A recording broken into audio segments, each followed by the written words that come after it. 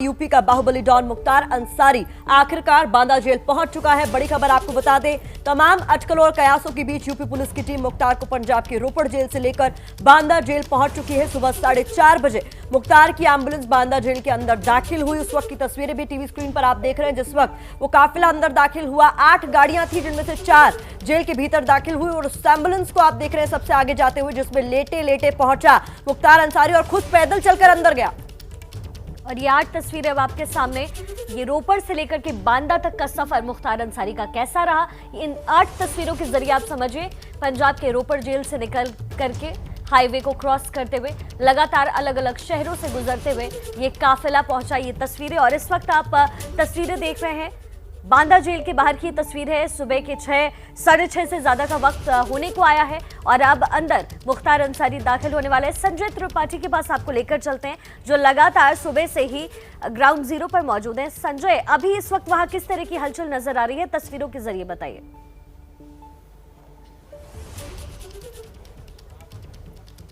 देखिए शिखा, आज का सवेरा खास है, आज की सुबह महत्वपूर्ण है क्योंकि उत्तर प्रदेश का most wanted don Mukhtar Ansari सलाखों के पीछे पहुंच चुका है और अब शांति है। ये शांति तूफान के बाद की शांति है, क्योंकि लगातार जब से सुप्रीम कोर्ट ने मुख्तार अंसारी को उत्तर प्रदेश भेजने के निर्देश दिए थे, उसके बाद से गहमा गहमी थी। पुलिस इंतजाम किए जा रहे थे, सुरक्षा व्यवस्था की जा रही थी और आज आप देख सकती हैं मेरे ठीक पीछे की तस्वीरें कि आराम से पुलिसकर्मी रिलैक्स हैं, बहुत शांत बैठे हुए हैं। और कल जब हम यहाँ पर आए थे तब हमने देखा था कि किस तरीके से लगातार जो चौकियाँ थी, इनमें जो जवान थे वो अपने राइफल लेकर के मुस्तैद थे।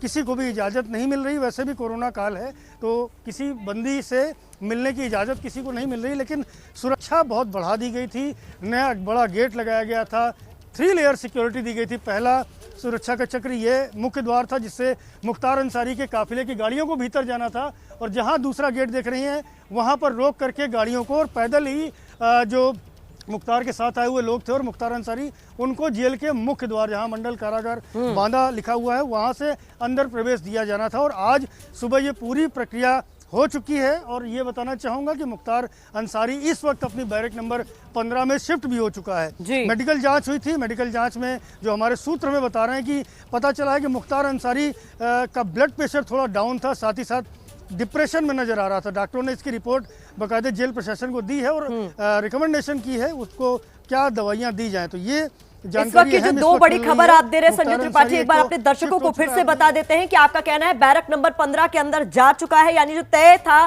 कि बैरक नंबर 15 जहां वो पहले भी रह चुका है वहीं पर मुख्तार अंसारी को अंदर अब भेज दिया गया है। दूसरी बड़ी अपडेट आप दे रहे हैं उनके स्वास्थ्य को लेकर, क्योंकि उनके तमाम चेकअप हुए थे।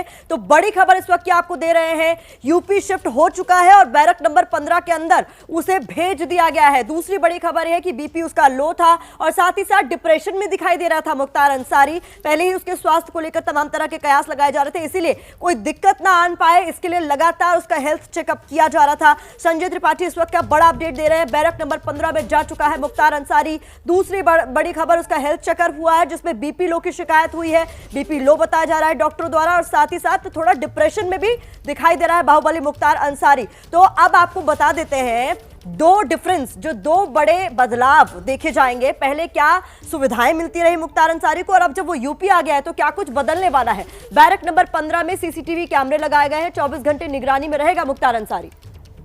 पहले क्या सुविधाएं मिलती थी, पहले बैरक 15 में सीसीटीवी कैमरे नहीं थे, बैरक के अंदर बिना निगरानी के रहता था मुख्तार अंसारी। तो पहले क्या होता था और अब क्या बदलेगा, ये हम आपको समझा रहे हैं ग्राफिक्स के जरिए। अब बांदा जेल में मुख्तार का अलग से खाना नहीं बनेगा, पहले जेल में मुख्तार का अलग खाना बनता था। हालांकि कहा जा रहा है सेहत के मुताबिक उसका डाइट चार्ट तैयार किया जाएगा। अब मुख्तार की पसंदीदा बिरयानी कबाब उसे नहीं मिलने वाला है। पहले अक्सर खाने में बिरयानी और कबाब मंगाता था और मांगता था मुख्तार अंसारी, लाइन में लगकर खाना लेना होगा मुख्तार अंसारी को। अब जब वो दोबारा बांदा पहुंचा है, पहले बैरक पे ही मुख्तार को खाना पहुंचता था, तो जो सुविधाएं मिलती थी उनमें से बहुत कुछ अब नहीं मिलने वाला है। ये सब बदलने वाला है।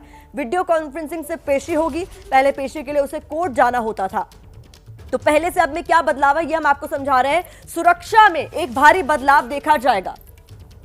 तो ये बदलाव जो मुख्तार अंसारी के पास इस बार नजर आने वाला है, पहले से ये वो तमाम चीजें हैं जो अलग होने वाली है। इस बार बांदा जेल में जेल का ही पानी पीना पड़ेगा और जेल की ही रोटी खानी पड़ेगी। तमाम रिपोर्टर्स हमारे साथ लाइव जुड़े हुए हैं, आपको अंकित गुप्ता के पास लेकर चलते हैं। अंकित, बैरक नंबर 15 को लेकर के जो कंफ्यूजन था वो दूर हो गया, अब वो पहले की तरह बैरक नंबर 15 में रहने वाला है। अब क्या कुछ बदलाव होने वाला है आपकी नजर से, और वहां जो जानकारी मिल रही है उसके हिसाब से क्या है?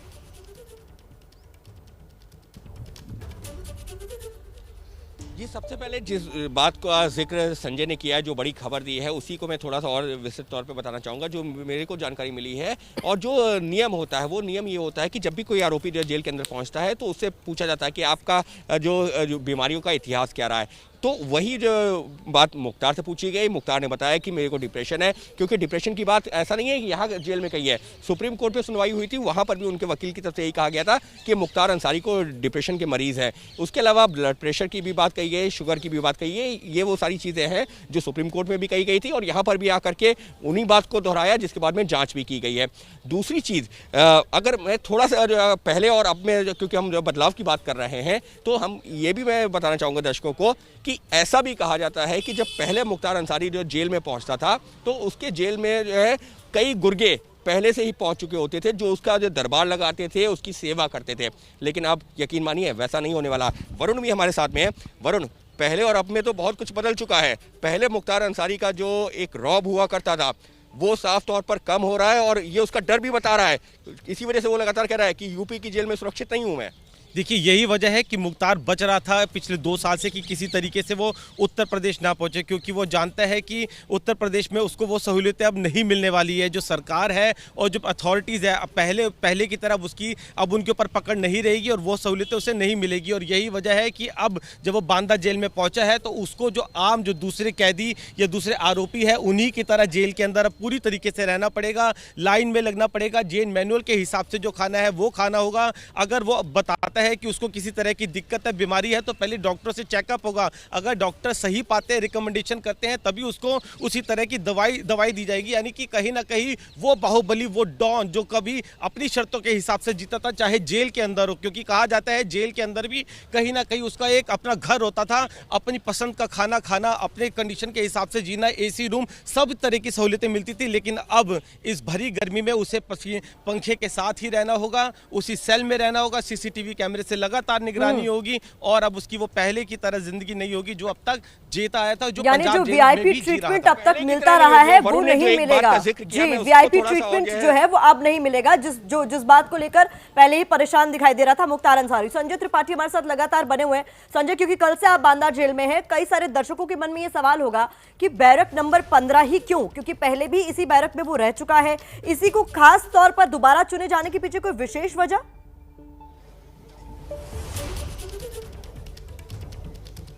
देखिए, ऐसी कोई खास वजह तो नहीं बताई जेल के जो अधिकारी हैं और जेल के जो हमारे सूत्र हैं उन्होंने, लेकिन पहले चूंकि बांदा जेल में रहा है मुख्तार अंसारी और इसी बैरक में रहा है, तो ऐसे में एक सामान्य सी बात है उसको ये बैरक अलॉट किया जाना। एक चीज़ और बताना चाहूँगा कि जो जेल है बांदा की, ये ओवर क्राउडेड है। यहाँ 800 कैदियों की क्षमता है और लगभग 1200 कैदी के आसपास यहाँ रखे गए हैं। ऐसे में बहुत स्पेशल कोई इंतज़ाम कर पाना यहाँ मुमकिन नहीं हो रहा था। तो ऐसे में जो बैरक नंबर 15 थी वही उसको अलॉट कर दी गई। और ये भी बताना चाहूँगा कि मुख्तार अंसारी पहले जब बांदा जेल आया था, योगी सरकार तब भी थी, लेकिन उसको ये डर था कहीं ना कहीं कि मेरे साथ कोई अनहोनी हो सकती है, और इसी के नाते उसने पंजाब में एक छोटा सा एक्सटॉर्शन का मुकदमा अपने खिलाफ प्लानिंग के साथ लिखवाया और उसमें जाकर के पंजाब शिफ्ट हो गया, क्योंकि उसको डर था कि कहीं ना कहीं उसके साथ किसी तरह की घटना हो सकती थी।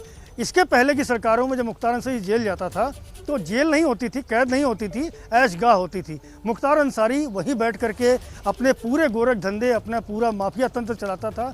जेल से एक्सटॉर्शन का पूरा धंधा चलता था, जेल में मनपसंद खाना खाता था, उसके गुर्गे आते थे, मिलते थे, और जब जेल से पेशी पर जाता था तो सभी ने देखा किस तरह काफिले उसके साथ प्राइवेट गाड़ियों के चलते थे। तो ये इंतज़ाम इस बार नहीं होने जा रहा है और ऐसा ही निर्देश भी दिए गए हैं कि मुख्तार अंसारी से कोई भी व्यक्ति ना मिलने पाए, हालांकि कोविड की वजह से अभी किसी को जेल में मिलाई करने वैसे भी नहीं दिया जा रहा है, लेकिन जो भी खाना पीना भी जो मुख्तार अंसारी तक पहुंचाने की अगर कोई कोशिश की जाएगी, लगातार हमारे तमाम रिपोर्टर्स हमारे साथ बने हुए हैं, पल पल की जानकारी वहां से पहुंचा रहे हैं। देखिए, यूपी पुलिस का मिशन मुख्तार पूरा हो चुका है। मुख्तार को सही सलामत पंजाब से लेकर आना पुलिस वालों के लिए भी किसी परीक्षा से कम नहीं थी।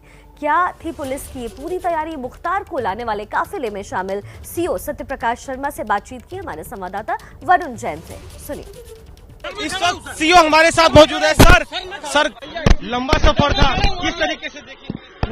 कोई बात नहीं, पर्याप्त पुलिस बल था हमारे पास और उसको लेके हम लोग लगातार अम्बाला से चल के पंजाब से लेके आके यहाँ तक दिल्ली होते हुए नोएडा, आगरा, मथुरा, इटावा होते हुए हमीरपुर होते हुए हम सकुशल ला के उनको अंदर दाखिल कर दिए है। कहीं किसी तरह की कोई समस्या नहीं रही है। बुलेट प्रूफ जैकेट हमारे कर्मचारी भी पहने थे, अधिकारी भी पहने थे और उनको भी पहनाई दी थी।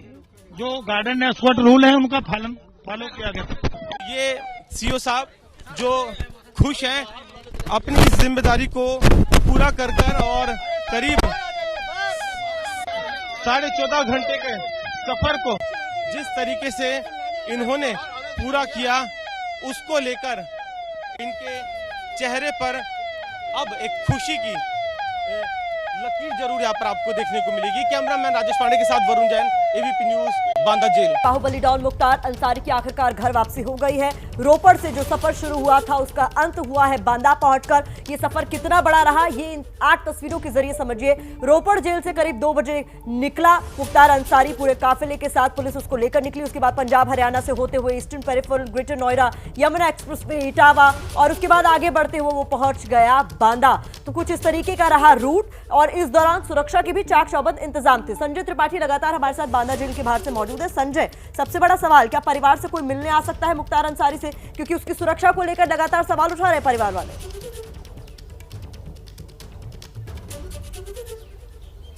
देखिए, पहली बात तो प्रतिमा मैं ये कहना चाहूँगा कि मिलाई का काम इस वक्त जेल में बंद है। कोविड की गाइडलाइंस जारी हैं और यहाँ मिलाई पूरी तरह उत्तर प्रदेश की किसी भी जेल में अनुमति नहीं मिल रही है।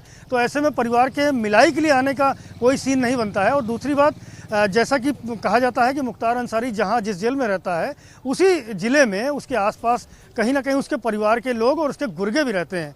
लेकिन इस बार चूंकि इतनी सख्ती है, और मैं आपको ये भी बताना चाहूँगा पिछले 2 सालों में जिस तरह माफिया तंत्र मुख्तार अंसारी का तबाह किया गया है, पुलिस ने मुख्तार अंसारी की कमर तोड़ कर रख दी है, उसके गुर्गों को जेल भेजा है, एनकाउंटर हुए हैं, संपत्तियां जब्त की गई, संपत्तियां ढाई गई और ये कवायद अभी भी चल रही है। तो ऐसे में इसके जो गुर्गे हैं वो बहुत डरे हुए हैं। परिवार के लोगों के खिलाफ भी मुकदमे दर्ज हुए हैं। डालीबाग में जो इनका मकान गिराया गया था उसमें इनके बेटों के खिलाफ एफआईआर दर्ज हुई थी और वो लगातार हजरतगंज थाने में पूछताछ के लिए उनको जाना पड़ता है। तो ऐसी स्थिति में कहीं ना कहीं परिवार में भी इस बात का भय है कि अगर वो जाते हैं, मिलते हैं, आसपास रहते हैं तो कहीं उनके ऊपर भी राडार पुलिस का ना घूम जाए। तो ये डर है, भय है। और पिछले 2 साल में जिस तरह की कार्रवाइयां की गई है उसके बाद हमारे तमाम रिपोर्टर्स ग्राउंड जीरो पर मौजूद है। मुख्तार अंसारी का काफिला बांदा पहुंच चुका है। बैरक नंबर 15 के अंदर मुख्तार अंसारी बंद और बड़ी कार्रवाई की अब उम्मीद। हमारे साथ लगातार हमारे तमाम रिपोर्टर्स भी जुड़ रहे हैं। आपको सीधा लेकर चलते हैं अंकित गुप्ता के पास, जिनके साथ वरुण जैन है।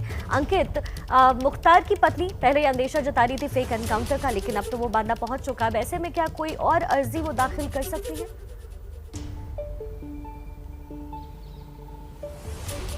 जी, फिलहाल उसी अर्जी में जिक्र किया गया था कि जेल में भी सुरक्षा का जो पूरा इंतजाम किया जाए और सीसीटीवी के कैमरे की बात कही गई थी। लेकिन हमको यहाँ ये भी समझना होगा कि ये वो मुख्तार अंसारी है जो जेल के अंदर एक तरह से अपना दरबार चलाता था। तो ऐसे में सीसीटीवी लगेगा, ठीक है, उसकी सुरक्षा के लिए जो महत्वपूर्ण चीज़ है, लेकिन इसमें अब उसका वो दरबार भी कैद हो जाएगा अगर वो चलाएगा, तो वो भी मुमकिन नहीं होगा। तो निश्चित तौर पर पहले से चीज़ें बहुत बदल गई हैं। एक जवाब और देना चाहूँगा कि अब जो है मुख्तार अंसारी को जेल मैनुअल का पालन करना पड़ेगा और जेल मैनुअल कहता है कि सर्दी के दिनों में सुबह करीबन 6 से 7 बजे। जी अंकित, तब और अब में बहुत सारे बदलाव हैं और लगातार हम अपने टीवी स्क्रीन पर क्या क्या बदलाव होने वाले हैं वो भी अपने दर्शकों को पहुंचा रहे हैं। यूपी पुलिस का मिशन मुख्तार अब पूरा हो चुका है। सुबह तकरीबन 4:30 बजे यूपी पुलिस मुख्तार अंसारी को लेकर के बांदा जेल पहुंच गई है। जेल में शुरुआती मेडिकल जांच भी कर ली गई है, जिसमें डिप्रेशन और ब्लड प्रेशर लो होने की बात अब सामने आ रही है। साथ ही आपको ये भी बता दें कि इन जांच के बाद बैरक नंबर 15 में शिफ्ट कर दिया गया है। मेडिकल जांच में ब्लड प्रेशर कम बताया जा रहा है मुख्तार अंसारी का। स्ट्रेचर पर लेटकर एम्बुलेंस में मुख्तार अंसारी रोपड़ से निकला, लेकिन अपने पैरों पर चलकर बैरक नंबर 15 तक पहुंचा। तो देखा आपने किस तरीके का रहा सफर। तो आखिरकार लाख कोशिशों और नाटकों के बावजूद भी बाहुबली मुख्तार अंसारी पंजाब के रोपड़ से यूपी की बांदा जेल पहुंच ही गया। आज सुबह से लेकर सारा अपडेट बता रहे हमारे 3 सहयोगी, उनकी ये रिपोर्ट देखिए। आखिरकार 14.5 घंटा का सफर पूरा करने के बाद में माफिया डॉन मुख्तार अंसारी पहुंच चुका है बांदा की इस जेल में। दोपहर 2:06 के आसपास निकला था और सुबह करीबन 4:30 बजे मुख्तार अंसारी पहुंचा इस जेल में। और फिलहाल मुख्तार अंसारी इसी जेल में बंद है। ये वही जेल है जिसके लिए मुख्तार अंसारी का कहना था कि उसको यूपी की जेल में डर लगता है, उसकी जान को खतरा हो सकता है, लेकिन अब मुख्तार अंसारी उसी जेल में बंद है। हमारे सहयोगी वरुण भी हमारे साथ मौजूद है। वरुण, 14.5 घंटे का सफर, क्या कुछ हुआ इस 14.5 घंटे के दौरान? देखिए, बिल्कुल मुख्तार अंसारी की सिक्योरिटी को लेकर कई सवाल थे, कई शंकाएं थी, कई आशंकाएं थी और यही वजह है कि पुलिस ने बेहद प्रोफेशनल तरीके से इस पूरे सफर को डील किया। आपको बता दूं, ठीक इसी रास्ते से ही सुबह 4:30 बजे उत्तर प्रदेश की पुलिस थी, वो मुख्तार अंसारी को एम्बुलेंस में लेकर यहां पर बांदा जेल पहुंची। पूरे रास्ते को प्रोफेशनल तरीके से डील किया। 900 किलोमीटर का लंबा सफर था, लेकिन 14.5 घंटे में पूरे किया, क्योंकि पुलिस नहीं चाहती थी कि रास्ते में ज्यादा समय कहीं पर भी रुके, किसी तरह का थ्रेट हो। और उसी को आगे बढ़ाते हुए पुलिस ने महज 2-2 मिनट के छोटे छोटे पड़ाव लिए और इसके साथ ही जो पूरा का पूरा जो काफिला था, एम्बुलेंस थी, उसको कुछ इस तरीके से घेर के रखा कि कोई भी उस एम्बुलेंस के नजदीक नहीं जा सकता था। और अब इसी बांदा जेल में रात कटेंगे। कैसे कटेगी वो दिन रात, संजय, आगे अब तो इस जेल में ही। देखिए वरुण, मुख्तार अंसारी बांदा जेल में आ चुका है और उसका कोविड टेस्ट किया गया, साथ ही साथ उसका मेडिकल चेकअप किया गया और उसके बाद में ये तय हुआ कि उसको बैरक नंबर 15 में रखा जाएगा। लेकिन इस बार ये बैरक अलग होगी। पहले भी मुख्तार अंसारी बैरक नंबर 15 में लाया, लेकिन इस बार इसमें वो सुविधा नहीं मिल पाएंगी जैसा मुख्तार अंसारी हर बार अपने रसूख के बल पर लेता था। इस बार सख्ती होगी, इस बार सर्विलेंस होगा और इस बार कार्रवाई होगी, न मिलाई होगी, क्योंकि कोविड में उत्तर प्रदेश की सारी जेलों में मिलाई का काम बंद है। तो ऐसे में ना मुलाकात होगी, बस होगी तो सिर्फ जेल की रोटी और जेल का पानी। अपने सहयोगी अंकित गुप्ता और वरुण जैन के साथ संजय त्रिपाठी, एबीपी न्यूज़, बांदा। तो खबर पर लगातार हम बड़ी कवरेज कर रहे हैं। हमारे तमाम रिपोर्टर्स ग्राउंड जीरो से मौजूद हैं और अब हमारे वरिष्ठ सहयोगी पंकज झा भी हमारे साथ जुड़ गए हैं। पंकज, सब कुछ बदल चुका है, हम आप तक वापस आएंगे, लेकिन इस वक्त सबसे बड़ी खबर आपको बता दें, मुख्तार अंसारी को बैरक नंबर 15 से अब 16 की तरफ शिफ्ट कर दिया गया है। इस वक्त की बड़ी खबर आप देख रहे हैं, मुख्तार अंसारी को बैरक नंबर 16 में अब शिफ्ट किया गया। सुबह 4:30 बजे पुलिस पंजाब से लेकर बांदा पहुंची थी और अब बैरक नंबर 16 में पहुंच गया है। संजय त्रिपाठी ग्राउंड जीरो से इस वक्त जुड़ रहे हैं। संजय, बैरक नंबर 16 में पहुंचा दिया गया है, कोई खास वजह?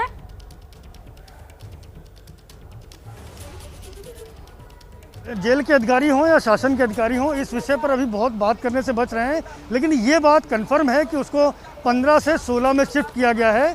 ऐसा क्यों किया गया है, बहुत अभी स्पष्ट रूप से जानकारी नहीं मिल रही है। एक बात और भी है कि मुख्तार अंसारी का RT-PCR टेस्ट भी होगा, क्योंकि जेलों में संक्रमण फैलने से बचाने के लिए उत्तर प्रदेश में लगातार एक्सरसाइज चल रही है। जेलों के भीतर जो कैदी हैं उनका RT-PCR टेस्ट किया जा रहा है। और चूँकि मुख्तार अंसारी पंजाब से आया है और पंजाब में कोरोना के हाल बुरे हैं, बहुत तेज़ी से संक्रमण के मामले सामने आ रहे हैं, तो उसका RT-PCR टेस्ट भी होगा। ये दोनों ही जानकारियाँ पुख्ता हैं।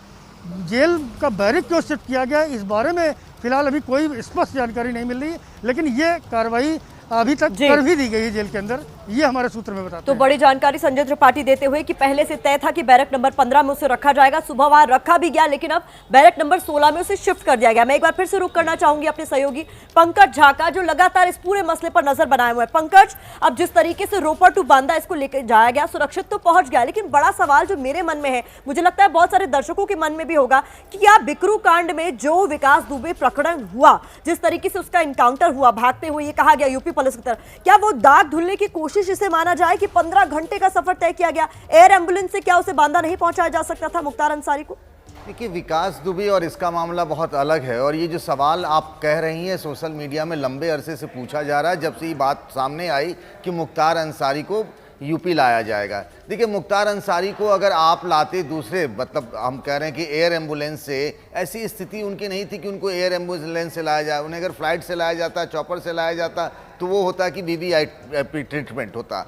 दूसरी बात, अगर आपने देखा होगा, पहले ये कहा जा रहा था कि यूपी पुलिस के एडीजी रैंक के अफसर या आईजी रैंक के अफसर उनको लाने जाएंगे, पर ऐसा नहीं हुआ क्योंकि सामान्य प्रक्रिया बताई और दिखाने की कोशिश यूपी सरकार और यूपी पुलिस की तरफ से की जा रही है। 14.5 घंटे में मुख्तार अंसारी को एम्बुलेंस में लेकर के ले आया जा गया यहाँ पर। और सबसे बड़ी चिंता की बात जो थी और जो कहा जा रहा था कि मुख्तार की अपनी करीबी भी है और मुख्तार के उतने ही दुश्मन भी है, तो क्या इस लंबे रूट पर उन पर कोई हमला हो सकता है? क्योंकि जेल के अंदर भी मुख्तार पर हमले हो चुके हैं, जैसा उनकी पत्नी ने कल सुप्रीम कोर्ट में याचिका डाल के कहा भी था। ऐसी कोई चिंता की बात नहीं हो, सकुशल मुख्तार अंसारी बांदा जेल पहुंच गया है। अब आगे नज़र रखनी होगी कि कोर्ट में किस तरीके की कार्रवाई होती है, क्योंकि हम सब जानते हैं मुख्तार अंसारी 1988 से अपराध की दुनिया में है और आज तक किसी भी मामले में उसे कोई सजा नहीं हुई है।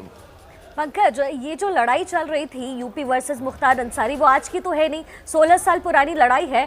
तो अब क्या इसको लाने के बाद, मुख्तार अंसारी को बांदा लाने के बाद ये समझा जाए कि बाहुबली युग का जो है वो अब अंत हो चुका है? नहीं, बिल्कुल ऐसा मत समझिए कि मुख्तार अंसारी यूपी जेल चला आया तो बाहुबली का और अपराध का और राजनीति का जो कनेक्शन है उसका खात्मा हो जाएगा, अंत हो जाएगा। मैं जिस बात की तरफ कह रहा था कि पहली बार ये सामने आ रहा है कि मुख्तार अंसारी तो 2005 से यूपी की जेलों में है, लेकिन पहली बार उसे यूपी की जेल आने से डर लग रहा है, खौफ लग रहा है। ये सरकार के इकबाल की बात है, लेकिन सबसे बड़ी बात यह है कि उसे सजा तो मिले कम से कम किसी मामले में। गवाह ही नहीं पहुंच पाते हैं, गवाह का मर्डर हो जाता है, सबूत नहीं मिल पाते। आज भी जेल में उसका खौफ है। जेल के कई कर्मचारी अधिकारी, मैं जानता हूं ऐसे सीनियर IPS अधिकारी और PPS अधिकारी जो हैं, वो सब मुख्तार अंसारी के सालों तक साथ रहे, उनकी आवभगत करते रहे, तो अचानक रातों रात सब कुछ नहीं बदलने वाला है। कानूनी प्रक्रिया इस पूरे मामले में कैसे रहने वाली, समझने के लिए अंकित गुप्ता का भी हम रुख करेंगे। वरुण जैन भी हमारे साथ ग्राउंड जीरो पर मौजूद है और बांदा जेल से इस वक्त संजय त्रिपाठी भी हमारे साथ मौजूद है। एक एक कर आपके पास आएंगे। रोपड़ से बांदा पहुंचते ही अब मुख्तार के गुनाहों का हिसाब भी शुरू हो गया है,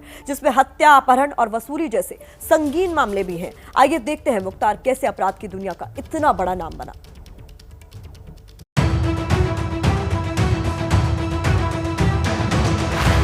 मुख्तार अंसारी के डॉन बनने की शुरुआत 1988 से होती है। मंडी परिषद की ठेकेदारी के झगड़े में सज्जितानंद राय की हत्या हुई और पहली बार उसका नाम पुलिस फाइल में आया। 1991 में मुख्तार पुलिस की गिरफ्त में आया, लेकिन गिरफ्तारी के दौरान 2 पुलिस वालों को गोली मारकर फरार हो गया। यूपी में मुख्तार अंसारी पर 53 मामले दर्ज हैं, जिनमें 15 अंडर ट्रायल केस हैं। मुख्तार पर जो बड़े मामले दर्ज हैं, उनमें मऊ में दंगा भड़काने, कृष्णानंद राय की हत्या, VHP के नंद किशोर रुंगटा का अपहरण और ASP उदय शंकर पर जानलेवा हमले का मामला शामिल है। पंजाब से यूपी आने को लेकर मुख्तार लगातार अपनी जान के खतरे की चादर तान रहा है। हालांकि अब भी मुख्तार का परिवार जान पर खतरे का अंदेशा जता रहा है, लेकिन सरकार इन आशंकाओं को निराधार बता रही है। बांदा जेल में जब मुख्तार बंद थे तो उनको चाय में जहर पिला दिया गया। अब उसी बांदा जेल में फिर आप जा रहे हैं, ये तथ्य किसी के सामने है? बांदा जेल में जो सुरक्षा के इंतजाम है वो बहुत अच्छे किए गए हैं। जितनी आवश्यकता है जेल पुलिस की, PSC की, अधिकारियों की, उसकी, और समय समय में उसकी समीक्षा होती रहेगी। मुख्तार अंसारी को बांदा जेल में कुछ ही दिन रखा जाएगा। इसके बाद उसे प्रयागराज जेल में शिफ्ट किया जा सकता है। तो मुख्तार अंसारी पहुंच चुका है बांदा जेल और अब उसे बैरक 16 में शिफ्ट कर दिया गया है। तमाम रिपोर्टर्स हमारे साथ लाइव मौजूद हैं। अंकित गुप्ता का रुख करेंगे। अंकित, बैरक नंबर 15 से 16 की ओर शिफ्ट कर दिया गया। हालांकि आधिकारिक तौर पर कोई कुछ कहने को तैयार नहीं है, लेकिन क्या कुछ और जानकारी सामने आ रही है? जी, फिलहाल जिस बात का जिक्र संजय ने भी किया कि आधिकारिक तौर पर कुछ नहीं कहा गया है, लेकिन जितना जो है मुझे समझ में आ रहा है उसकी एक वजह ये हो सकती है कि अभी मुख्तार अंसारी का एंटीजन टेस्ट तो हुआ है, लेकिन जो RT-PCR टेस्ट है जिस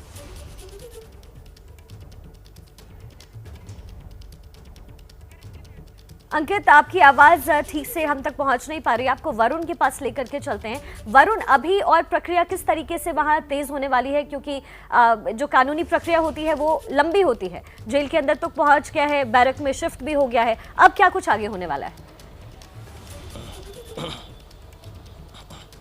देखिए बिल्कुल जेल के अंदर पहुंच चुका है। पहले बैरक नंबर 15 में रखा था, अब उसको 16 में रखा है। 16 में रखने की, जैसा कि अंकित बता रहे थे, कि वजह यह भी हो सकती है कि अभी RT-PCR टेस्ट होना है। क्यों, जो तैयारियां थी वो 15 के लिए थी, लेकिन अचानक से 16 में शिफ्ट करने की एक ये भी बहुत बड़ी वजह हो सकती है।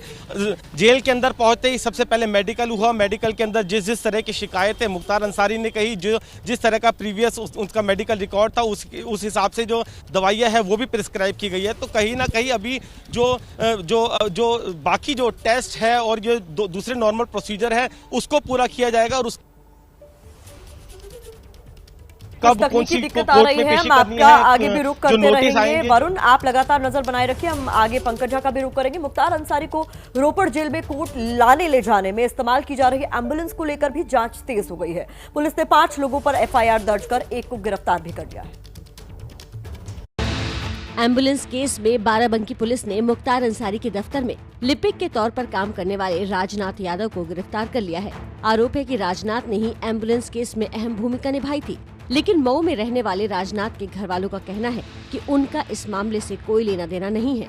करीबी थे या क्या थे हमें तो नहीं मालूम, लेकिन वो वहाँ पर काम करते थे 15-20 साल से। हम लोग को बस ये मालूम था कि वहाँ पर वो काम करते हैं। अब इस मामले में तो वही लोग जाने ना भाई। अब हम लोग क्या घर से बताएंगे कौन दस्तखत किया, किसको फंसा रहे हैं, नहीं जानते, हमको क्या जानकारी है। जिस एम्बुलेंस को लेकर ये विवाद खड़ा हुआ है वो बाराबंकी में रजिस्टर्ड है। इसका नंबर UP 41807171 है। इसी एम्बुलेंस के जरिए रोपड़ जेल में बंद मुख्तार अदालत आया जाया करता था। जब पता किया गया कि मुख्तार को एम्बुलेंस कहां से मिली, तो रोपड़ जेल ने हाथ झाड़ लिए कि उनका इससे लेना देना नहीं है। तहकीकात में पता चला कि एम्बुलेंस बाराबंकी में डॉक्टर अलका राय के नाम से रजिस्टर्ड है। पूछताछ में अलका राय ने भी इस मामले से पल्ला झाड़ लिया। अभी तक की जांच के मुताबिक एम्बुलेंस का रजिस्ट्रेशन फर्जी तरीके से कराया गया है। डॉक्टर अलका राय एवं उनके सहयोगी शेषनाथ राय, मुख्तार अंसारी, मुजाहिद, राजनाथ यादव व अन्य का नाम इस आपराधिक षड्यंत्र में कूट रचित दस्तावेज तैयार करने में प्रकाश में आया है। उसका पंजीकरण कराकर गलत इस्तेमाल किए जाने के आपराधिक कृत्य एवं अवैध पंजीयन के बावजूद अपने कब्जे में रखकर एम्बुलेंस का संचालन किया। इस मामले में बाराबंकी पुलिस ने जिन 5 लोगों पर FIR दर्ज की है, उन पर और संगीन धाराएं लगा दी गई हैं। पुलिस इस मामले में बाकी आरोपियों की तलाश कर रही है। तो बाहुबली डॉन मुख्तार अंसारी की आखिरकार घर वापसी हो गई। 15 घंटे का ये सफर जो 890 किलोमीटर लंबा था, पूरा हो गया। हमारे तमाम सहयोगी लगातार हमारे साथ बने हुए हैं। वो सहयोगी जिन्होंने शुरुआत से उसको फॉलो किया बांदा तक, वो भी लगातार हमारे साथ बने हुए हैं, और पंकज झा भी हमारे साथ लगातार बने हुए हैं। पंकज, सबसे बड़ा सवाल यहाँ पर यह है कि सिर्फ सुरक्षा के इंतजाम वहां तक जरूरी नहीं थे कि आप पूरे रूट को आपने तैयार किया, गोपनीय रखा, फिर भारी सुरक्षा के बीच बुलेट प्रूफ जैकेट खुद अंसारी को पहनाकर, खुद पहनकर आप जेल के अंदर तक तो दाखिल हो गए। लेकिन परिवार वाले कह रहे हैं कि पहले भी उन्हें चाय में जहर मिलाकर दिया गया, अभी भी जान को खतरा है। तो चैलेंज अभी भी बहुत बड़ा है पंकज। ये जो परिवार वाले कह रहे हैं ना कि चाय में जहर, ये बांदा जेल की ही बात है, इसके कोई पुख्ता सबूत नहीं है। ये मुख्तार अंसारी के परिवार के लोगों का आरोप है। और ये बात सही है कि मुख्तार अंसारी की जान को खतरा है, जैसा सुप्रीम कोर्ट में उनके वकील कहते रहे और पंजाब सरकार भी कहती रही। उनकी तबीयत भी ठीक नहीं है, आपने देखा, पहले भी आती रही इस बात की डिप्रेशन को लेकर के। लेकिन कल जिस तरीके से सकुशल उनको लाया गया पंजाब से UP, वो वाकई काबिल तारीफ है। और आपने कहा कि ना गोपनीय नहीं रखा, सारी मीडिया के लोग उनके साथ थे। लेकिन अब सबसे बड़ी चुनौती जिसकी हम बार बार जिक्र करना चाह रहे हैं वो ये है कि ये कानून का राज जो कहा जाता है, अगर UP में अगर ऐसा है, तो जैसे उनके खिलाफ इतने सारे 50 से अधिक मामले हैं, तो आखिर किसी मामले में उन्हें सजा क्यों नहीं हुई, गवाह क्यों पलट जा रहे हैं, वो सबसे बड़ी चुनौती होगी। उनका जो गैंग है, उनके उस पर कार्रवाई, उनके लोगों पर कार्रवाई, पुलिस के अंदर बैठे लोगों पर कार्रवाई, ये अभी बहुत बड़ी चुनौतियां बाकी है। अभी हमारे रिपोर्टर्स लाइव हैं ग्राउंड जीरो पर मौजूद हैं। आपको लेकर चलते हैं अंकित गुप्ता के पास, जिनके साथ वरुण जैन भी हैं। अंकित, इस वक्त अब प्रक्रिया में क्या कुछ तेजी आई है? जी, फिलहाल अभी मुख्तार अंसारी का RT-PCR टेस्ट होना है, और वो सबसे बड़ी चुनौती है जेल प्रशासन के लिए, क्योंकि जब तक उसकी रिपोर्ट नहीं आती तब तक उसको जो सामान्य बैरक में नहीं रखा जा सकता। इसी वजह से अभी जो शुरुआती जानकारी है कि बैरक नंबर 16 में रखने की एक वो वजह हो सकती है, लेकिन आधिकारिक जानकारी नहीं है, लिहाजा हमको इंतजार करना होगा।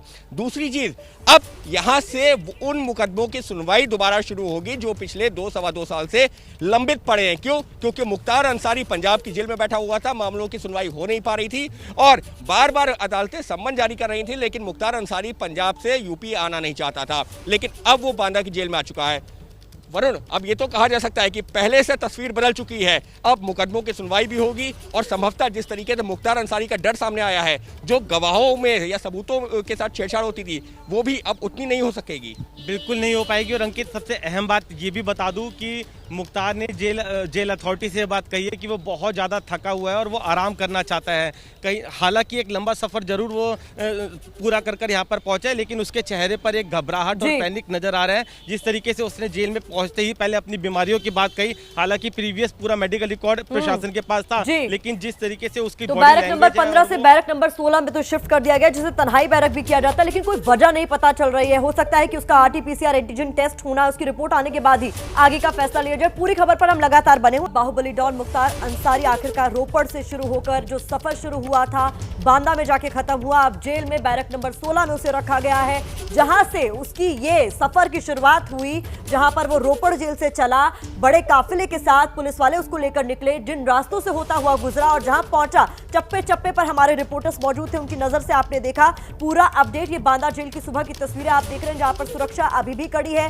भारी सुरक्षा बल वहां मौजूद है। और ये रात की तस्वीरें हम आपको दिखा रहे हैं। कल दोपहर 2 बजे रोपड़ जेल से वो निकला, जब कागजी कार्रवाई पूरी हुई। सुबह 11 बजे कागजी कार्रवाई शुरू हो गई थी। उसके बाद शंभू बॉर्डर से होते हुए ईस्टर्न पेरिफेरल का रास्ता अपनाया गया, ग्रेटर नोएडा पहुंचे, उसके बाद नोएडा पहुंचे, उसके बाद हम आपको अलग अलग वो रूट दिखा रहे हैं। इटावा पहुंचे, उसके बाद कानपुर पहुंचे और फिर आखिरकार ये सफर बांदा में जाके पूरा हुआ, जहां पर सुबह 4:30 बजे काफिला पहुंचा गाड़ियों का और 4 ही गाड़ियां अंदर गई और जिनमें एक एम्बुलेंस मौजूद थी। एम्बुलेंस में मौजूद था मुख्तार अंसारी, जो लेटे लेटे पहुंचा वहां, लेकिन वहां व्हीलचेयर से अंदर नहीं गया, खुद पैदल चलकर अंदर गया। इस वक्त हमारे साथ ग्राउंड जीरो से तमाम रिपोर्टर्स हमारे जुड़ रहे हैं। अंकित गुप्ता का रुख करते हैं, जो इस वक्त बांदा जेल के बाहर है। अंकित, बैरक नंबर 16 में शिफ्ट कर दिया गया अंसारी को, अब वहां से क्या कुछ ताज़ा जानकारी आ रही है और हेल्थ को लेकर के भी कुछ गड़बड़ी की खबर आ रही थी?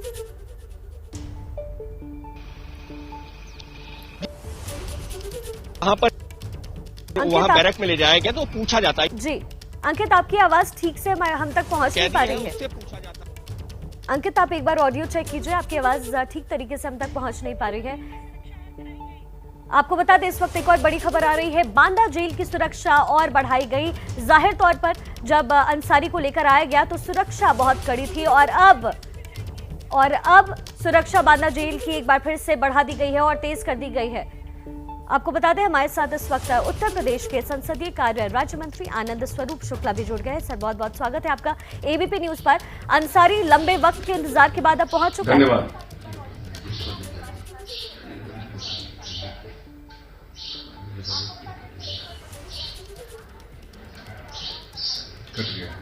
आनंद जी, आप तक हमारी आवाज पहुंच रही है? जी अब आ रही है। जी, सबसे बड़ा सवाल जो सबके जहन में था आनंद जी, वो यही जी, सबसे बड़ा सवाल यही था कि आखिरकार ये राजनीति का अपराधीकरण हो रहा है या अपराधीकरण को राजनीति से जोड़ा जा रहा है? पहुंच चुका है अब? ये पूर्व में समाजवादी पार्टी और बहुजन समाज पार्टी की सरकारों ने और आज पंजाब की कांग्रेस की सरकार ने जिस प्रकार से एक माफिया सरगना को, एक दुर्दांत अपराधी को अपना पूरा सहयोग और संरक्षण प्राप्त किया, आज उत्तर प्रदेश के पूज्य योगी आदित्यनाथ जी की सरकार ने लोगों के मन में एक विश्वास पैदा किया है कि सरकार अपराधियों के साथ नहीं, पीड़ितों के साथ खड़ी है। और हमने इसीलिए प्रयास किया, हमारी सरकार ने, कि उस अपराधी को, जिसके ऊपर उत्तर प्रदेश से 52 से अधिक मुकदमे हैं, हम पीड़ित परिवारों को न्याय दिला सकें, उसे उत्तर प्रदेश लाएं और माननीय न्यायालय के माध्यम से उसे हम दंडित करा सकें। और निश्चित रूप से विश्वास है कि वह दंडित होगा।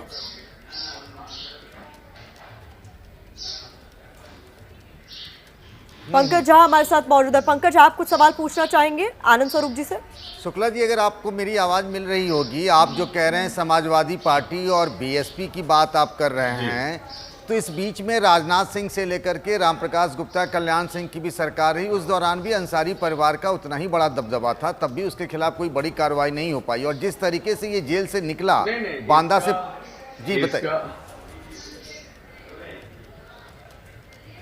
इसके ऊपर कार्रवाई निश्चित रूप से हमारी सरकारें में हुए और विशेष रूप से 2005 में मऊ दंगे जो अक्टूबर 2005 में हुए और उसके बाद साजिश के तहत हमारे स्वर्गीय विधायक कृष्णानंद राय जी के साथ 7 लोगों की हत्या इन सबों ने किया। और उस समय समाजवादी पार्टी की सरकार थी और सरकार का पूरा सहयोग मुख्तार अंसारी के गैंग को था, मुख्तार अंसारी को था। यह जानबूझ करके 2005 के अक्टूबर के मऊ दंगों के बाद सरेंडर करके जेल में गया था, जब पूरी साजिश कर लिया था कृष्णानंद राय की हत्या करने का।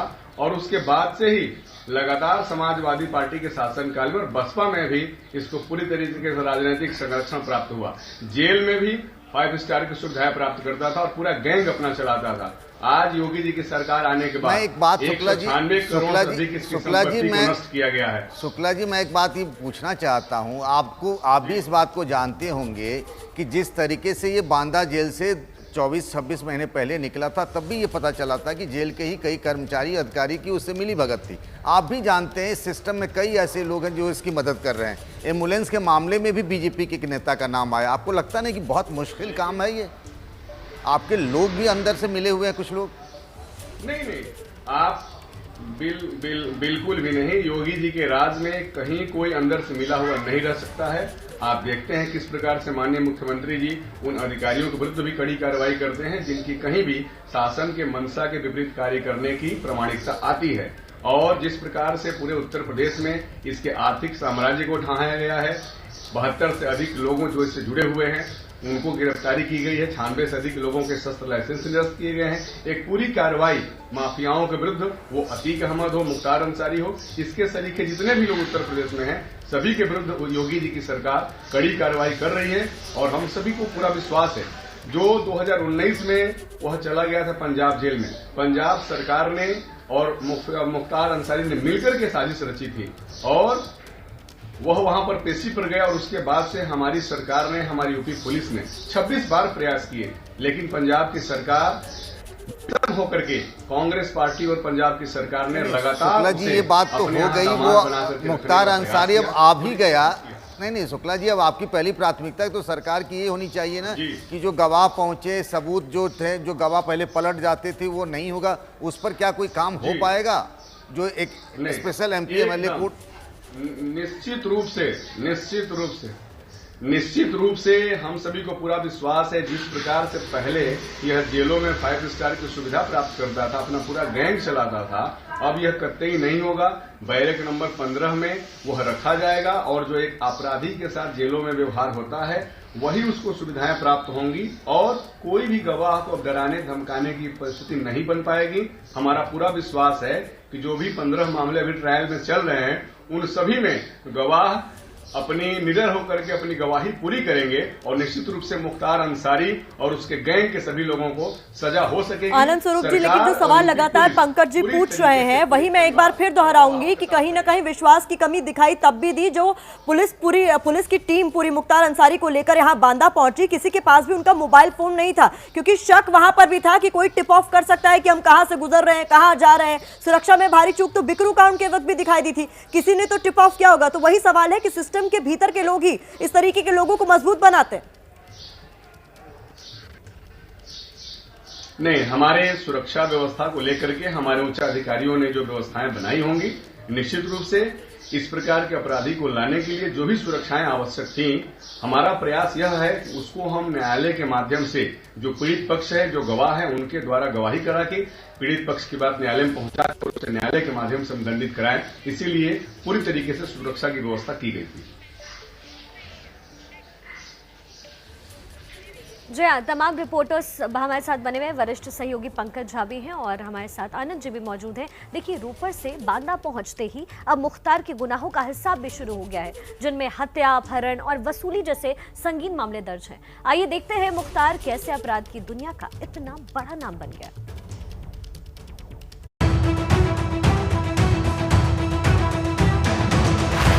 मुख्तार अंसारी के डॉन बनने की शुरुआत 1988 से होती है। मंडी परिषद की ठेकेदारी के झगड़े में सज्जितानंद राय की हत्या हुई और पहली बार उसका नाम पुलिस फाइल में आया। 1991 में मुख्तार पुलिस की गिरफ्त में आया, लेकिन गिरफ्तारी के दौरान 2 पुलिस वालों को गोली मारकर फरार हो गया। यूपी में मुख्तार अंसारी पर 53 मामले दर्ज हैं, जिनमें 15 अंडर ट्रायल केस हैं। मुख्तार पर जो बड़े मामले दर्ज हैं, उनमें मऊ में दंगा भड़काने, कृष्णानंद राय की हत्या, वीएचपी के नंद किशोर रुंगटा का अपहरण और एएसपी उदय शंकर पर जानलेवा हमले का मामला शामिल है। पंजाब से यूपी आने को लेकर मुख्तार लगातार अपनी जान के खतरे की चादर तान रहा है। हालांकि अब भी मुख्तार का परिवार जान पर खतरे का अंदेशा जता रहा है, लेकिन सरकार इन आशंकाओं को निराधार बता रही है। बांजा जेल में जब मुख्तार बंद थे तो उनको चाय में जहर पिला दिया गया। अब उसी बांदा जेल में फिर आप जा रहे हैं, ये तथ्य किसी के सामने है? बांदा जेल में जो सुरक्षा के इंतजाम है वो बहुत अच्छे किए गए हैं। जितनी आवश्यकता है जेल पुलिस की, पीएसी की, अधिकारियों की, उसकी, और समय समय में उसकी समीक्षा होती रहेगी। मुख्तार अंसारी को बांदा जेल में कुछ ही दिन रखा जाएगा। इसके बाद उसे प्रयागराज जेल में शिफ्ट किया जा सकता है। इस वक्त एक बड़ी खबर आ रही है। दिल्ली में कोरोना के लगातार बढ़ते मामले को देखते हुए एम्स में ओपीडी सेवा बंद कर दी गई है। हालांकि ऑनलाइन या पुराने अपॉइंटमेंट वाले मरीज ओपीडी में दिखा सकेंगे। एम्स दिल्ली में 8 अप्रैल गुरुवार से ओपीडी की सेवा 4 हफ्तों के लिए बंद की जा रही है। जानकारी आपको ये भी दे दें कि ये फैसला बढ़ते कोरोना के मामलों और ओपीडी में बढ़ते मरीजों के कारण लिया गया है। अब हर दिन अधिकतम 50 मरीज ही दिखा सकेंगे ओपीडी में। पिछले साल भी कोरोना केस बढ़ने पर एम्स प्रशासन ने ये फैसला लिया था। इससे कई सारे लोग प्रभावित हो सकते हैं, क्योंकि कई सारे लोग जो इलाज अफोर्ड नहीं कर सकते वो एम्स की ओपीडी में जाते हैं अपना इलाज कराने के लिए। हालात दिन पर दिन बिगड़ते जा रहे हैं और नौबत अब ये आ गई है कि महाराष्ट्र के बाद अब दिल्ली में नाइट कर्फ्यू लगना पड़ना शुरू हो गया है। देश में पिछले 24 घंटे में 96,982 नए मामले सामने आए और 446 लोगों की मौत हुई है। If you look at the top 10 districts which are contributing the maximum number of active cases, you will find that still there are 7 districts from Maharashtra. The 7 districts of Maharashtra are Pune, Mumbai, Thane, Nagpur, Nasik, Aurangabad and Ahmednagar. 1 from Karnataka, 1 from Chhattisgarh, 1 from Delhi. So Chhattisgarh is a new entrant in this list. पिछले 24 घंटों में 80.04% case सिर्फ 8 राज्यों से आए हैं। सबसे ज्यादा 47,288 नए मामले महाराष्ट्र से रिपोर्ट हुए हैं। इसके बाद छत्तीसगढ़ में 7,302, कर्नाटक में 5,279, फिर उत्तर प्रदेश में 3,974, तमिलनाडु में 3,672, दिल्ली में 3,548, मध्य प्रदेश में 3,398, गुजरात में 3,160 नए मामले रिपोर्ट हुए हैं। कोरोना से संक्रमित देश के टॉप 8 राज्यों में दिल्ली भी शामिल है, लेकिन लोग हैं कि सुधरने को तैयार ही नहीं। भैया, आपको क्या लगता है कोरोना खत्म हो गया है? कोरोना मंडी में तो अब ये नहीं है, मंडी में उतना नहीं है।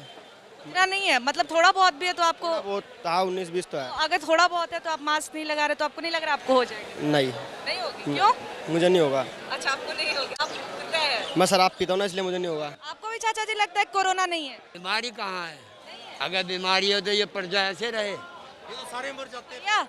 आपको लगता है कोरोना खत्म हो गया? हाँ, खत्म हो गया। लोगों की लापरवाही का ही नतीजा है कि दिल्ली सरकार को मंगलवार रात से नाइट कर्फ्यू लगाना पड़ा। दिल्ली में अब रोज रात 10 बजे से लेकर सुबह 5 बजे तक नाइट कर्फ्यू रहेगा। ये आदेश 30 अप्रैल तक लागू रहेगा, यानी दिल्ली वालों की अगली 25 रातें कर्फ्यू में गुजरने वाली हैं। केवल नाइट कर्फ्यू के पे सरकार निर्भर नहीं है, सभी तरह के, जैसे अभी हम कह रहे हैं कि भाई जो वैक्सीन है उसको बढ़ाया जाए, और हम आपके सामने आपके माध्यम से केंद्र सरकार से अपील भी करना चाहते हैं। ये दुर्भाग्यपूर्ण है कि हमारे देश के अंदर वैक्सीन इजाद की गई, हमारे देश के लोग मर रहे हैं, हमारे देशों के लिए क्राइटेरिया फिक्स की जा रही है और हमारे देश की वैक्सीन जो है विदेशों में भेजी जा रही है। मंगलवार को देश में रिकॉर्ड 43 लाख लोगों को कोरोना की वैक्सीन दी गई है, लेकिन बढ़ते संक्रमण ने सरकार को भी सांसत में डाल दिया है। यही वजह है कि पीएम के बाद कल केंद्रीय स्वास्थ्य मंत्री डॉक्टर हर्षवर्धन ने भी देश के 11 राज्यों के स्वास्थ्य मंत्रियों के साथ बैठक की और सावधान रहने की हिदायत दी। पंजाब के अंदर 80% यूके वेरिएंट के कारण केसेस पाए गए हैं। ये इवेंट ड्रिवन काफ़ी बड़ी तादाद में है। बड़ी बड़ी शादियां, लोकल बॉडी के इलेक्शंस, किसानों का आंदोलन इत्यादि संभवतः ये भी कारण उसमें प्रमुख रोल प्ले कर रहे हैं। संक्रमण का कारण सिर्फ किसान आंदोलन और शादियां ही नहीं, शक और शंका भी है, जिसकी गवाह है मुंबई के लोकमान्य तिलक स्टेशन से आई ये तस्वीरें। जो मजदूर पूरे देश का बोझ उठाता है, आज वो डर के बोझ तले ऐसा दब गया है कि फिर उल्टे पांव अपनी देहरी की ओर भाग रहा है। वजह पिछले साल लॉकडाउन के कड़वे अनुभव। लॉकडाउन का वजह से गाँव जा रहा हूँ। अभी इधर का माहौल ठीक होगा, उसके बाद ही सोचेंगे। कोरोना भी बंदी होने वाला है, इसीलिए जा रहा है। डर जायज है, लेकिन कल्पना कीजिए कि अगर इनमें से एक भी मजदूर कोरोना संक्रमित हुआ तो अनजाने में न जाने वो कितने लोगों को संक्रमण बांट सकता है। खतरा इसलिए भी बड़ा है क्योंकि स्टेशन पर न ही 100% लोगों की टेस्टिंग हो रही है और न ही सोशल डिस्टेंसिंग का पालन हो रहा है। तो आपने अभी देखा कैसे मुंबई से प्रवासी मजदूर पलायन कर रहे हैं और पलायन का ये सिलसिला आज भी जारी है। हजारों की संख्या में उत्तर भारत के मजदूर अपने घर को लौट रहे हैं। खतरनाक तरीके से मुंबई में बढ़ते कोरोना के आंकड़ों के चलते फिर एक बार कोरोना की सख्ती देखने को मिल रही है। प्रशासन अलग अलग तरह की सख्तियां लगा रहा है, जिसके चलते काम धंधे फिर एक बार ठप होने पर हैं और असर पड़ा है सीधे सीधे उन कामगारों पर जो देश के अलग अलग कोने से मुंबई में काम करने के लिए आते हैं। देखिए, एलटीटी स्टेशन है ये। इस स्टेशन से ज्यादातर ट्रेनें उत्तर भारत के लिए, बिहार के लिए जाती है और यहाँ पर आपको जमावड़ा दिखाई देगा लोगों का। आमतौर पर भी लोग यहाँ पर ट्रेन पकड़ने के लिए आते हैं, पर क्योंकि फिर एक बार लॉकडाउन की आहट है, फिर एक बार काम धंधे ठप हो रहे हैं, तो जो मजदूर है, जो काम करने वाला वर्ग है, स्टेशन पहुंच रहा है। देखिए, सामान लेकर वापसी की पूरी तैयारी में। जो भी यहाँ पर घर गृहस्थी है मुंबई में काम करने वालों की, मजदूरों की, सब पैक कर लिया है, वापस जाने की तैयारी है। चुनौतियां बढ़ती दिखाई दे रही हैं काम करने वाले उस वर्ग के लिए जो देश के अलग अलग कोने से मुंबई में आता है और उसका ही डर है कि फिर एक बार रेलवे स्टेशनों पर जमाव होने लगा है काम करने वाले मजदूरों का, जो वापस अपने गाँव घरों के लिए जाना चाहते हैं। कैमरामैन योगेंद्र गुप्ता के संग अजय दुबे, AP न्यूज, मुंबई। शनिवार को बीजापुर में नक्सलियों के साथ मुठभेड़ हुई थी। इसमें हमारे 22 जवान शहीद हो गए थे। उस मुठभेड़ के बाद से ही सीआरपीएफ के कमांडो राकेश्वर लापता है। ऐसा दावा किया जा रहा है कि राकेश्वर को नक्सलियों ने अगवा किया है और ABP न्यूज ने ठाना है राकेश्वर को बचाना है। हम ये मुहिम तब तक चलाएंगे जब तक राकेश्वर सही सलामत वापस नहीं आ जाते।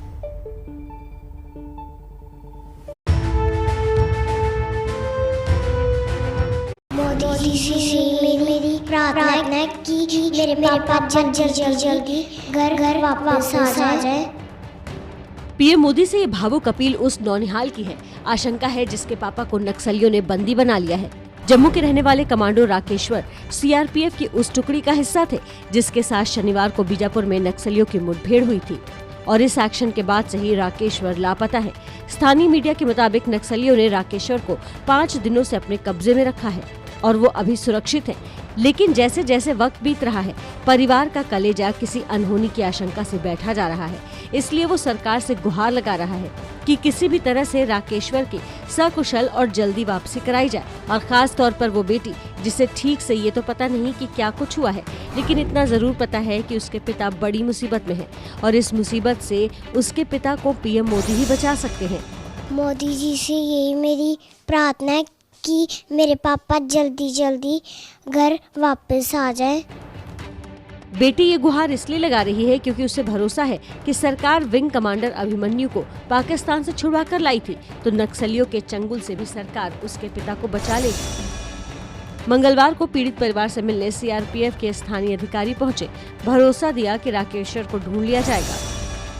मैं यही अपील करना चाहती हूँ मोदी जी से और अमित शाह जी से और डिपार्टमेंट के DIG IG साहब से कि जल्द से जल्द कोई इमरजेंसी मीटिंग्स लो और कोई हल निकालो और उनको वापस ले आओ जल्दी से जल्दी। बस मेरे को यही उम्मीद रखनी है वापस आने की, और कोई उम्मीद नहीं है। मोदी जी से और गृह मंत्री जी से सबसे यही उम्मीद करते हैं कि हमारा भाई सही सलामत घर वापस आ जाए। राकेश्वर के पिता ने सीआरपीएफ में रहते हुए देश के लिए शहादत दी थी और परिवार के मन में वही मंजर बार बार कौंध रहा है। मैं यही अपील करना चाहती हूँ मोदी जी से और अमित शाह जी से और डिपार्टमेंट के DIG IG साहब से कि जल्द से जल्द कोई इमरजेंसी मीटिंग्स लो और कोई हल निकालो और उनको वापस ले आओ जल्दी से जल्दी। ये नौबत दोबारा ना आए, इसलिए सीआरपीएफ लगातार इलाके में कॉम्बिंग कर रही है। एक लड़का जो राकेश्वर सिंह बनहस है वो अभी मिसिंग है और ऐसा कुछ जगहों पर ऐसी खबरें चल रही हैं कि वो शायद नक्सल्स के कब्जे में है, लेकिन हम लोगों को अभी तक इसका कोई कंफर्मेशन नहीं मिला है। इंटरसेप्ट्स वगैरह में उड़ती खबरें हैं कि कोई उनसे बात कर रहा है कि हाँ उसको रखो, हम उससे बात करेंगे। अब ये कंफर्म उसी के बारे में बात कर रहे हैं, किसी और के बारे में बात कर रहे हैं। हम लोग उसके लिए ऑपरेशन भी प्लान कर रहे हैं और कुछ और कोशिश कर रहे हैं जिससे ये वेरीफाई हो सके कि वो वही बात कर रहे हैं या कुछ और बातें कर रहे हैं। शनिवार की मुठभेड़ में 22 जवान शहीद हुए थे, जिनमें से एक थे अयोध्या के रहने वाले राजकुमार यादव। जब उनका पार्थिव शरीर घर पहुंचा तो वहां चीख पुकार मच गई।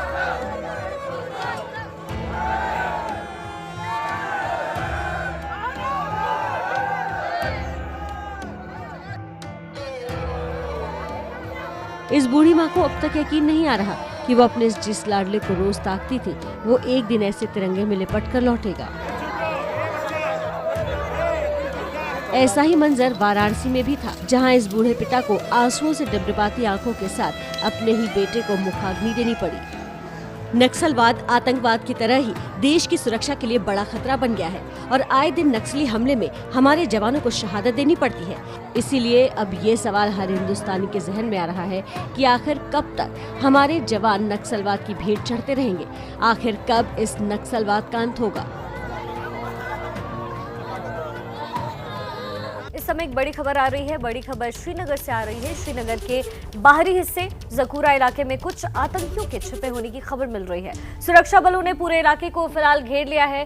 कार्डन करके सर्च ऑपरेशन चलाया जा रहा है। अभी आतंकियों की संख्या कितनी है, इसको लेकर कोई भी पुष्टि नहीं हुई है। जकूरा इलाका, जहां सुरक्षा बलों ने इलाके को घेरा है, सर्च ऑपरेशन शुरू कर दिया गया है। कुछ आतंकियों के छिपे होने की खबर लगातार जकूरा इलाके से आ रही है। नमस्ते भारत में अब खबर बाहुबली मुख्तार अंसारी की। मुख्तार अंसारी पंजाब की रोपड़ से यूपी की बांदा जेल पहुंच गया है। कल रात से अब तक क्या कुछ हुआ, लेटेस्ट अपडेट जानिए हमारे 3 सहयोगियों की नजर से। आखिरकार 14.5 घंटा का सफर पूरा करने के बाद में माफिया डॉन मुख्तार अंसारी पहुंच चुका है बांदा की इस जेल में। दोपहर 2:06-7 के आसपास निकला था और सुबह करीबन 4:30 बजे मुख्तार अंसारी पहुंचा इस जेल में और फिलहाल मुख्तार अंसारी इसी जेल में बंद है। ये वही जेल है जिसके लिए मुख्तार अंसारी का कहना था कि उसको यूपी की जेल में डर लगता है, उसकी जान को खतरा हो सकता है, लेकिन अब मुख्तार अंसारी उसी जेल में बंद है। हमारे सहयोगी वरुण भी हमारे साथ मौजूद है। वरुण, 14.5 घंटे का सफर, क्या कुछ हुआ इस 14.5 घंटे के दौरान? देखिए, बिल्कुल मुख्तार अंसारी की सिक्योरिटी को लेकर कई सवाल थे, कई शंकाएं थी, कई आशंकाएं थी और यही वजह है कि पुलिस ने बेहद प्रोफेशनल तरीके से इस पूरे सफर को डील किया। आपको बता दूं, ठीक इसी रास्ते से ही सुबह 4:30 बजे उत्तर प्रदेश की पुलिस थी, वो मुख्तार अंसारी को एम्बुलेंस में लेकर यहाँ पर बांदा जेल पहुंची। पूरे रास्ते को प्रोफेशनल तरीके से डील किया। 900 किलोमीटर का लंबा सफर था, लेकिन 14.5 घंटे में पूरे किया, क्योंकि पुलिस नहीं चाहती थी कि रास्ते में ज्यादा समय कहीं पर भी रुके, किसी तरह का थ्रेट हो, और उसी को आगे बढ़ाते हुए पुलिस ने महज 2-2 मिनट के छोटे छोटे पड़ाव लिए और इसके साथ ही जो पूरा का पूरा जो काफिला था, एम्बुलेंस थी, उसको कुछ इस तरीके से घेर के रखा कि कोई भी उस एम्बुलेंस के नजदीक नहीं जा सकता था। और अब इसी बांदा जेल में दिन रात कटेंगे। कैसे कटेगी वो दिन रात, संजय आगे अब तो इस जेल में ही। देखिए वरुण, मुख्तार अंसारी बांदा जेल में आ चुका है और उसका कोविड टेस्ट किया गया, साथ ही साथ उसका मेडिकल चेकअप किया गया और उसके बाद में ये तय हुआ कि उसको बैरक नंबर 15 में रखा जाएगा। लेकिन इस बार ये बैरक अलग होगी। पहले भी मुख्तार अंसारी बैरक नंबर 15 में लाया, लेकिन इस बार इसमें वो सुविधा नहीं मिल पाएंगी जैसा मुख्तार अंसारी हर बार अपने रसूख के बल पर लेता था। इस बार सख्ती होगी, इस बार सर्विलेंस होगा और इस बार कार्रवाई होगी, न मिलाई होगी, क्योंकि कोविड में उत्तर प्रदेश की सारी जेलों में मिलाई का काम बंद है। तो ऐसे में ना मुलाकात होगी, बस होगी तो सिर्फ जेल की रोटी और जेल का पानी। अपने सहयोगी अंकित गुप्ता और वरुण जैन के साथ संजय त्रिपाठी, एबीपी न्यूज, बांदा। तो आपको बता दें, मिशन मुख्तार का जो यूपी पुलिस का पूरा तरीका था, जिस तरीके से उसको लाया गया, ये किस तरीके से हुआ, कब कब क्या क्या हुआ, अब हम आपके सामने रख रहे हैं। सुबह 4:30 बजे मुख्तार अंसारी बांदा जेल पहुंचा। सुबह 4:45 पर मुख्तार का शुरुआती हेल्थ चेकअप किया गया। उसके बाद सुबह 5 बजे मुख्तार बैरक में शिफ्ट हुआ। पहले उसे बैरक नंबर 15 में शिफ्ट किया गया। 5:30 बजे मुख्तार नहाकर बैरक नंबर 16 में पहुंचा। आपको बता दें, सुबह 10 बजे मुख्तार का कोरोना टेस्ट किया जाएगा, जिसमें RT-PCR उसका टेस्ट होगा और उसके बाद ही आगे की प्रक्रिया तय होगी। न पाबंदी हो न कोई हद हो तो बस खुद बनाई सरहद हो। ये मुहिम है परतों में छिपे हर सच की तलाश की, सियासत पर रखी पैनी नजर और आंख की, खबरों की दुनिया में एक जिम्मेदार आवाज की, जुर्म और जुल्म के खिलाफ हर बेबस के लिए इंसाफ की। जब कोई हद नहीं इंसानियत के लिए जज्बात की, जब कोई हद नहीं खुशियों और ख्वाब की, तब कोई हद क्यों हो नए नजरिए और बदलाव की। तोड़ के हदों के ताले, नए सपनों को पाले, बांधे सबको एक धागे, आपको रखे आगे। ABP news.